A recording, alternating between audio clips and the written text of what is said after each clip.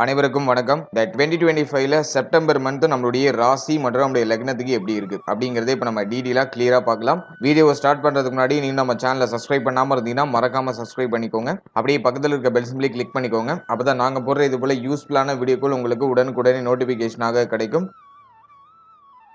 இப்போது இரண்டாவது ராசியா வரக்கூடியது ரிஷபம். ரிஷப ராசி மற்றும் ரிஷப லக்னத்துக்கு இந்த செப்டம்பர் மாதம் எப்படி இருக்கு அப்படிங்கறத பாக்குறதுக்கு முன்னாடி இந்த மாதத்துல பிளானட்டரி பொசிஷன்லாம் எப்படி இருக்கு, கிரகங்கள்ல எந்தெந்த இடங்கள்ல டிராவல் பண்ணிட்டு இருக்கு அப்படிங்கறத ஃபர்ஸ்ட் டீடைலா அனலைஸ் பண்ணிடலாம். முதலாவதா நம்முடைய ராசிக்கு 2ஆம் இடத்துல குருவுடைய சஞ்சாரம், நம்முடைய ராசிக்கு 3ஆம் இடத்துல சுக்கிரன், நம்முடைய ராசிநாதன் இந்த மாதத்துல 3ஆம் இடத்துல டிராவல் பண்ணுவாரு.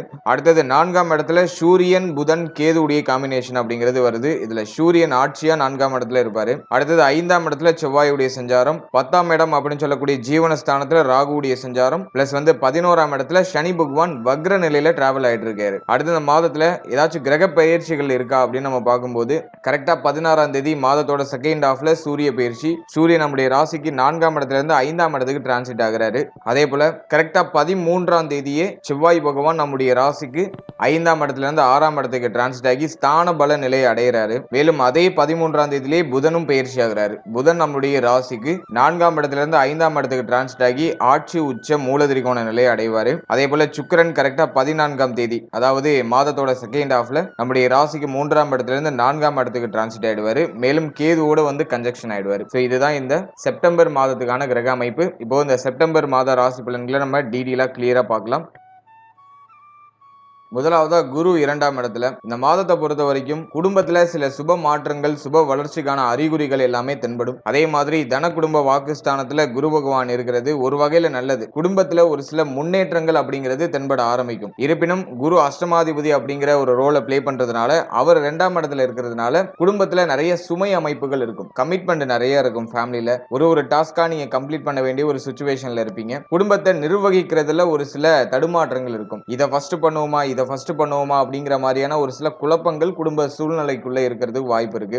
எனவே குடும்பத்துல ஒரு சில பராமரிப்பு தேவை. இருப்பினும் குடும்பம் சுப வளர்ச்சியை நோக்கி பயணிக்கும். இப்போ குடும்பத்துல மெல்ல மெல்ல வளர்ச்சிகளும் மெல்ல மெல்ல ஒரு சுப மாற்றமும் நிகழ ஆரம்பிக்கும். சோ அதுக்கு இந்த மாதம் ஓரளவுக்கு பாசிட்டிவா இருக்கு. அதீதமா இருந்து வந்த கருத்து போராட்டம் குழப்பமான சூழ்நிலைகள் அதெல்லாம் இந்த மாதத்துல குறைய ஆரம்பிக்கும். சோ அதை நான் பாசிட்டிவா பாக்குறேன். அடுத்தது சுக்கிரன் 3ஆம் இடத்துல, ராசிநாதன் சுக்கிரன் 3ஆம் இடத்துல இருக்கிறது இளைய சகோதரத்துவத்தால ஆதாயத்தை ஏற்படுத்தி கொடுக்கும். இளைய சகோதரத்துவத்தின் மேல பாச பிணைப்பு அதிகரிக்க ஆரம்பிக்கும். இளைய சகோதரத்துவத்தோட ஏதாச்சும் பிரச்சனை இருந்துச்சுன்னா அதெல்லாம் இப்ப சரியாகும். அடுத்தது நம்முடைய கம்யூனிகேஷன் ஸ்கில் இன்னும் இம்ப்ரூவ் ஆகும். நம்முடைய பேச்சு அந்த வாத தன்மை அது இப்போ இன்னும் நல்லா இம்ப்ரூவ் ஆகும். நமக்கு தேவையானதை பேசியே சாதித்துக் கொள்ளக்கூடிய ஆற்றல் இந்த மாதத்துல நமக்கு டிஃபால்ட்டா ஃபர்ஸ்ட் ஹாஃப்ல நமக்கு கிடைச்சிடும். அதே மாதிரி சுக்கிரன் 3ஆம் இடத்துல இருக்கும்போது புதிய முயற்சிகள் வெற்றியை கொடுத்துரும். புதுசா ஒரு விஷயத்தை ட்ரை பண்ணுவீங்க. ஏதாச்சும் ஒரு விஷயத்தை ட்ரை பண்ணணும் அப்படிங்கிற மைண்ட் செட் ஆச்சு இப்ப கிரியேட் ஆகும். எனவே இந்த மாதத்தை பொறுத்த வரைக்கும் புதிய முயற்சிகள்ல இறங்குறீங்கன்னா அது வெற்றியை கொடுத்துரும். சோ அதை நான் பாசிட்டிவ் சைன் நான் சொல்றேன். அடுத்து நம்முடைய ராசிக்கு 4ஆம் இடத்துல சூரியன் புதன் கேதுவுடைய காம்பினேஷன். 4ஆம் இடத்துல 4ஆம் அதிபதி ஆட்சியாகி புதனோட காம்பினேஷன் ஆகிறாரு. இது புதன் ஆதித்ய யோகம். கிரகங்களுடைய கன்ஜெக்ஷன்ல நம்ம பார்க்கும்போது இது நல்ல அமைப்பு தான். இந்த மாதத்தோட ஃபர்ஸ்ட் ஹாஃப் செகண்ட் ஹாஃப் ரெண்டுமே ஆன்மீகம் சார்ந்த விஷயங்கள்ல அதீதமான ஈடுபாட்டை ஏற்படுத்தும். அதே மாதிரி ஸ்டூடெண்ட்ஸுக்கு இந்த மாதம் ரொம்ப நல்லா இருக்கும். கல்வி சார்ந்த விஷயங்கள்ல இருந்த தொய்வு நிலையெல்லாம் மாணவ மாணவிகளுக்கு விலக ஆரம்பிக்கும். படிப்பு சார்ந்த விஷயங்கள்ல புதுசா இன்ட்ரெஸ்ட் கிரியேட் ஆகும். புதிய புதிய விஷயங்களை ஆராய்ச்சி பண்ணி படிக்க ஆரம்பிப்பாங்க. அதே மாதிரி புதிய விஷயங்களை தெரிஞ்சுக்கிறதுல மாணவ மாணவிகள் கொஞ்சம் மும்முரமா ஈடுபட ஆரம்பிப்பாங்க. சோ அதெல்லாம் நான் பாசிட்டிவா பாக்குறேன். எனவே ஸ்டூடெண்ட்ஸுக்கு இந்த மாதம் ரொம்ப நல்லா இருக்கும். படிப்பு சார்ந்த வகையில இருந்த தொய்வு நிலை குழப்ப நிலை இதெல்லாம் இந்த மாதத்துல ஆல்மோஸ்ட் சரியாயிடும். ஒரு தெளிவுக்கு வந்துருவீங்க, ஒரு புரிதலுக்கு வந்துருவீங்க. அடுத்தது இந்த ரிஷப ராசியை சேர்ந்தவர்கள்லாம் பொதுவா பார்த்தோம்னா இந்த மாதத்துல ஆன்மீக யாத்திரை, ஆன்மீக பயணம், ஆன்மீகம் சார்ந்த ஈடுபாடு அதிகமா கோவில் குளங்களுக்கு ஃபேமிலியோட போயிட்டு வருது. சோ அதுக்கான வாய்ப்புகளை இந்த காலகட்டம் ஏற்படுத்துது. எனவே ஆன்மீகம் சார்ந்த விஷயங்கள்ல உங்களை அதிகமா ஈடுபடுத்திக்கிறது ரொம்ப நல்லது. சோ இந்த மாதமும் உங்களுக்கு பாசிட்டிவா இருக்கு. இந்த மாதத்தோட ஃபர்ஸ்ட் ஹாஃப் காட்டில செகண்ட் ஹாஃப் ஆன்மீகம் சார்ந்த விஷயங்களுக்கு ரொம்ப நல்லா இருக்கு. அதே போல இந்த அக்டோபர் மாதமும் உங்களுக்கு பாசிட்டிவா இருக்கு. அடுத்தது நம்ம பாக்குறது தாயார் சார்ந்த விஷயம். 4ஆம் இடத்துல சூரியன் புதன் கேதுடைய காம்பினேஷன். தாயாரோட ஒரு சில முரண்பாடுகள்லாம் இருக்கும். தாயார் கூட சில கருத்து போராட்டம், தாயாருடைய உடல் ஆரோக்கியம் சார்ந்த விஷயங்கள ஒரு சில ஏற்றத்தாழ்வுகள் அதெல்லாம் நாள்ல கேது டிஃபால்ட்டா இருக்கும்போது இது மாதிரியான சில குழப்பங்களை கொடுக்குது. ஆனா இந்த மாதத்தை பொறுத்த வரைக்கும் ஃபர்ஸ்ட் ஹாஃப் ஆல்மோஸ்ட் ஃபேவரா இருக்கு. தாயார் சார்ந்த விஷயங்கள்ல இருந்த குழப்பம் குளறுபடி எல்லாம் ஓரளவுக்கு நியூட்ரல் ஆகும். தாயாரால ஏற்பட்ட மன உளைச்சல் மனக்கவலை எல்லாம் சரியாகும். தாயாருக்கு உடல் ஆரோக்கிய ரீதியா பிரச்சனை இருந்தாலும் இந்த மாதத்துல மேஜர் மேஜரா அது ட்ரபிள் கொடுக்காது. அதே மாதிரி தாயாரோட ஏதாச்சும் பிரச்சனைகள் போயிட்டு இருந்துச்சுன்னா அதெல்லாம் இப்ப சமரசத்துக்கு வரும். இப்ப எல்லாரும் பேசி ஒத்துமை ஆகிறதுக்கான ஒரு சூழ்நிலைகள்லாம் கிரியேட் ஆகும். சோ அதை நான் பாசிட்டிவா பாக்குறேன். நிறைய பேருக்கு இந்த வண்டி வாகனம் வாங்கக்கூடிய யோகம், புதுசா ஏதாச்சும் வண்டி வாகனம் வாங்குறது அல்லது பழைய வண்டியை மாத்துறது அல்லது பழைய வண்டியில இருக்கக்கூடிய பழுது சார்ந்த விஷயங்கள்ல சரி செய்து உங்களுக்கு கம்ஃபர்டபுளா மாத்திக்கிறது. சோ அதுக்கெல்லாம் அந்த மாதம் வந்து பாசிட்டிவா இருக்கு. ஒரு சிலருக்கு நிலபுலம் வாங்குறதுக்கான வாய்ப்புகள் அமையும். ஆனா ஒரு சில குழப்பத்தோட அந்த வாய்ப்புகள் அமையும். இருப்பினும் அதுக்கான அறிகுறிகள் மேலோட்டமா தென்படுது. சோ ஆகவே நீங்க வந்து இந்த நிலபுலம் வாங்குற சார்ந்த விஷயங்களை ஏதாச்சும் ஐடியா வச்சிருக்கீங்கன்னா சோ அதுல நீங்க ஈடுபட்டீங்கன்னா இப்போ அதுல வந்துட்டு ஒரு சுப செய்தி கிடைக்கும். அடுத்தது குழந்தை பாகியம், பிள்ளைகள் சார்ந்த விஷயம். 5ஆம் இடத்துல செவ்வாய் பொறுத்த வரைக்கும் 7, 12க்குரிய ஒரு கிரகம். அவர் 5ஆம் இடத்துல இருக்காரு. குழந்தை பாகியம் சார்ந்த விஷயங்கள்ல ஒரு சில தடை தாமதம், ஒரு சில விரைய செலவுகளுக்கு பிறகு சுப செய்திகளை அறுவடை செய்யலாம். சோ அதுக்கு இந்த மாதம் பாசிட்டிவா இருக்கு. ஆரம்பத்துல ஒரு சில தடை தாமதம், மருத்துவ செலவுலாம் தென்படுற மாதிரி இருந்தாலும் சுப செய்திகள் கிடைச்சிடும். அதை நான் பாசிட்டிவா பாக்குறேன். அடுத்தது பிள்ளைகள் சார்ந்த வகையில ஒரு சில ஏற்றத்தாழ்வுகள் இருக்கும். பிள்ளைகள் மேல அதிகமா கோபப்படுறது அல்லது பிள்ளைகளுக்கு ஏதாச்சும் செலவுகள் அடிக்கடி வந்துட்டே இருக்கிறது. சோ அது இந்த மாதத்துல அது சார்ந்த வகையில ஒரு சில இம்பாக்ட் இருக்கிறதுக்கு வாய்ப்பு இருக்கு. எனவே பிள்ளைகள் சார்ந்த விஷயங்கள கொஞ்சம் அக்கறை எடுத்துக்கிறது ரொம்ப நல்லது. பிள்ளைகளோட கருத்து போராட்டத்துல ஈடுபடாம அவர்களை கொஞ்சம் அனுசரிச்சு செயல்படுறது உங்களுக்கு உத்தமமான பலன்களை கொடுக்கும். அதே போல சின்ன குழந்தைகளா இருக்காங்கனாக்கா அவங்களுடைய உடல் ஆரோக்கியத்துல கொஞ்சம் கவனம் வச்சுக்கிறது உங்களுக்கு இன்னும் சிறப்பான பலன்களை பெற்றுக் கொடுக்கும். அடுத்து திருமண முயற்சி, திருமண வாழ்க்கை இது சார்ந்த விஷயங்களை பொறுத்த வரைக்கும் குருபலம் நல்லா இருக்கு. அதே போல 7ஆம் இடம் சுத்தமா இருக்கு. 7ஆம் இடத்துல எந்த கிரகத்துடைய ஆதிக்கமும் இல்ல. 7ஆம் அதிபதி 5ஆம் இடத்துல தான் இருக்காரு. அதனால திருமண முயற்சி பண்றதுக்கு ரொம்ப சாதகமான காலகட்டம். ரொம்ப நாளா நீங்க திருமண முயற்சி பண்ணிட்டு இருக்கீங்கன்னா இப்ப சுப செய்தியை எதிர்பார்க்கலாம். இந்த மாதத்துல ஒரு நல்ல செய்தி கிடைக்கிறதுக்கு வாய்ப்பு அதிகபட்சமா இருக்கு. அதுல திருமண முயற்சிகளை செய்யலாம். அடுத்தது வந்து திருமண வாழ்க்கையை பொறுத்த வரைக்கும் இந்த மாதத்துல ஃபர்ஸ்ட் ஹாஃப் மேஜரா ட்ரபிள் இல்ல. ஃபர்ஸ்ட் ஹாஃப்ல வந்து வாழ்க்கை துணையால மகிழ்ச்சி, வாழ்க்கை துணை சார்ந்த விஷயங்கள் இருந்த குழப்பங்கள்லாம் சரியாகிறது. வாழ்க்கை துணைக்கு உடல் ஆரோக்கிய ரீதியா ஏதாச்சும் பிரச்சனை இருந்தா அதுவும் இப்ப நியூட்ரல் ஆகும். ஃபர்ஸ்ட் ஹாஃப் உங்களுக்கு ரொம்ப ஃபேவரா இருக்கு. வாழ்க்கை துணையால ஒரு விதத்துல மகிழ்ச்சி, ஆனந்தத்தை அறுவடை செய்யறதுக்கு இந்த மாதத்துல ஃபர்ஸ்ட் ஹாஃப் உங்களுக்கு ஃபேவரா இருக்கு. ஆனா செகண்ட் ஹாஃப்ல வாழ்க்கை துணை சார்ந்த என்டையர் விஷயம் எல்லாத்துலயும் கொஞ்சம் கேர்ஃபுல்லா இருக்கணும். ஏன்னா செவ்வாய் 6ஆம் இடத்துக்கு டிரான்சிட் ஆயிடுவாரு. 7ஆம் அதிபதி 6க்கு வர்றது குற்றமான ஒரு அமைப்பு. ஸ்தான பல நிலை அடைகிறாரு. அது உங்களுக்கு நல்லது செய்யுமே தவிர உங்களுடைய வாழ்க்கை துணை சார்ந்த விஷயங்கள ஒரு சில ஏற்றத்தாழ்வுகளை கொடுக்கலாம்.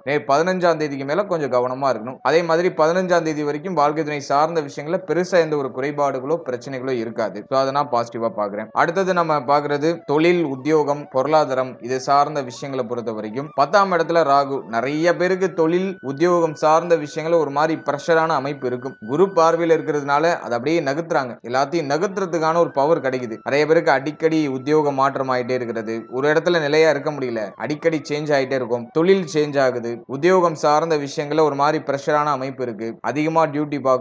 ஆனா அதுக்கான ரெகக்னேஷன் கிடைக்கல. இப்படி ஒரு சில ஏற்றத்தாழ்வுகள் தொழில், உத்தியோகம் சார்ந்த விஷயங்கள்ல கண்டிப்பா இருக்கிறதுக்கு வாய்ப்பு இருக்கு. ஆனா குரு பார்வையில் இருக்கிறதுனால எல்லாத்தையும் நீங்க மேனேஜ் பண்ணிடுவீங்க. எனவே தொழில், உத்தியோகம் பரவாயில்ல, ரொம்ப பாசிட்டிவ்னு சொல்ல முடியல. அதே மாதிரி டோட்டலா நெகட்டிவ்னு சொல்ல முடியல. ஆவரேஜா நகருது. அது உங்களுக்கு ஒரு பொருளாதாரத்தை கொடுக்குது. அது உங்களுடைய தேவைகளை நிறைவேற்றுது. ஒரு எக்ஸ்பீரியன்ஸை கொடுக்குது. சோ அப்படி நம்ம எடுத்துக்கலாம். ரொம்ப சூப்பரா சொல்ற அளவுக்கு இல்ல, பட் ஓகே.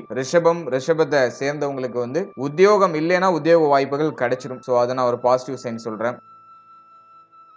அடுத்தது நம்ம பாக்குறது தொழில் சார்ந்த விஷயங்கள்ல அதிகமா இன்வெஸ்ட் பண்ணி மாட்டிக்காதீங்க. அதுல கொஞ்சம் கவனமா இருங்க. மற்றபடி ஆல்ரெடி இருக்கிறத நகர்த்துறதுக்கு இந்த மாதம் உங்களுக்கு பாசிட்டிவா இருக்கும். பெருசா நெகட்டிவ் இல்ல. புதிய முயற்சிகள் வெற்றியை கொடுக்கும்னு ஆரம்பத்துல சொல்லியிருந்தேன். நீங்க இப்ப வந்து உத்தியோகத்தை சேஞ்ச் பண்ணணும்னு ஆசைப்படுறீங்கன்னா இப்ப சேஞ்ச் பண்ணலாம். அது இந்த மாதத்துடைய ஃபர்ஸ்ட் ஹாஃப்லயே நீங்க அந்த பிளானை வச்சுக்கலாம். ஏதாச்சும் சேஞ்ச் பண்ண உங்களுக்கு அந்த இடத்துல கம்ஃபர்டபுளா இல்ல, இன்னொரு ஆப்ஷன் வருது, அதை யூஸ் பண்ணிக்கலாமா அப்படின்னா தாராளமா யூஸ் பண்ணிக்கலாம். சோ அதுக்கு இந்த மாதம் பாசிட்டிவா இருக்கு. எனவே தொழில், உத்தியோகத்தை பொறுத்த வரைக்கும் இருக்கிறத நவுத்துறதுக்கு பாசிட்டிவா இருக்கு. பிளஸ் வந்து ஏதாச்சும் சேஞ்ச் பண்ணும், இதோட பெட்டர் ஆப்ஷன் வருதுன்னா அதை யூஸ் பண்ணிக்கலாம். சோ அதுக்கு நான் பாசிட்டிவ் சைன் சொல்றேன். அடுத்தது வந்து நம்ம பாக்குறது 11ஆம் இடத்துல சனி வக்ரம். இப்ப நிறைய பேருக்கு பொருளாதார தடுமாற்றம் அப்படிங்கிற ஒரு பிரச்சனை இருக்கும். டெஃபினட்டா இருக்கும். பொருளாதார ரீதியா ஒரு தன்னிறைவு அடைய முடியல. சம்பாதிக்கிறோம், முன்னாடியோட கொஞ்சம் அதிகமா தான் சம்பாதிக்கிறேன், ஆனா பத்த மாட்டேங்குது, பட்ஜெட் கொஞ்சம் எகிரிக்கிட்டே போகுது. அந்த கம்ப்ளைண்ட் வந்து இப்போ ரிஷபத்தை சேர்ந்த எல்லாருமே ஆல்மோஸ்ட் ஃபேஸ் பண்றதுக்கு வாய்ப்பு இருக்கு. சனி பகவான் வக்ரமா இருக்கிற வரைக்கும் இந்த பொருளாதாரம் சார்ந்த விஷயங்கள ஒரு சில ஏற்றத்தாழ்வுகள் இருக்கும். ஆனா அது சரியாயிடும். இந்த வக்ர நிவர்த்தி வந்து நவம்பர் மாதத்துல இருக்குன்னு நினைக்கிறேன். எனவே அந்த நவம்பர் மாதம் வரைக்கும் கொஞ்சம் ஏற்றத்தாழ்வுகள் இருக்கும். வக்ர நிவர்த்திக்கு பிறகு பொருளாதார ரீதியா ஒரு தன்னிறைவு அடையக்கூடிய ஒரு சிச்சுவேஷனுக்கு வந்துரும். இப்போதைக்கு பரவாயில்ல.